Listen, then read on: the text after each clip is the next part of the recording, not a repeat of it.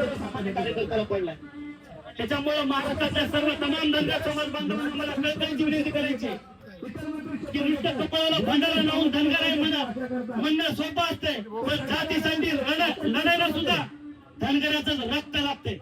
त्याच्यामुळे उगाच मल्हारराव होळकर यांचं नाव घ्यायचं, तिकडे जयंत्या साजऱ्या करायच्या, पिवळ्या झेंड्याखाली एक व्हायचं आणि जेव्हा खरी लढाई त्या मैदानावर चालू असताना तुम्ही जे बघायची भूमिका घेतात, तर मी सांगतो येणाऱ्या काळात धनगर समाज आणि येणारी आपली पिढी तुम्हाला नक्कीच माफ केल्याशिवाय राहणार नाही. त्याच्यामुळे महाराष्ट्रातील तमाम माझ्या धनगर समाज बांधवांना विनंती आहे की तुम्ही तुमच्या हातातले प्रत्येक कामं टाकून द्या. कामात आपल्या पाचीला पुजले नाही.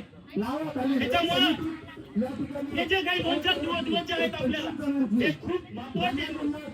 सरकारला जर चुकवायचं असेल, त्या सरकारला जर आपल्या पुढे नतमस्तक करायचं असेल, तर तुम्हाला ताकदीनं मुंबईला यावं लागेल. ज्या पद्धतीने तुम्ही जालन्याला आलात त्याच्या डबल ताकदीने जर तुम्ही आलात, तर मी एक धनगर समाजाचा एक छोटासा कार्यकर्ता आणि त्या जातीत जन्माला आलो म्हणून मला जास्त अभिमान नाही तर माझ आहे. त्याच्यामुळे मी तुम्हाला सांगायचो, तुम्ही जर त्या ताकदीनं तुम्ही जर त्या आझाद मैदानावर आले तर नक्कीच सांगतो गेली 70 ते 80 वर्ष झालं जे आपण संघर्ष करायचो, हा संघर्ष उद्याचा टोकाचा असणार आहे. त्याच्यामुळे भाऊ तुम्ही काळजी करू नका. तुम्ही जरी आज इथं असताल तर पूर्ण महाराष्ट्र आज तुमच्याकडे, माझा गाव गळ्यातला धनगर समाज तुमच्याकडे काही लक्ष देऊ नये. पण मला एक सांगायचंय, मी इथून महाराष्ट्रातल्या तमाम समाज बांधवांना सांगतो की तुम्ही उद्या कोणत्याही परिस्थितीत कोणत्याही हालतीत बहाणे न लावता तुम्ही आज रात्री निघा.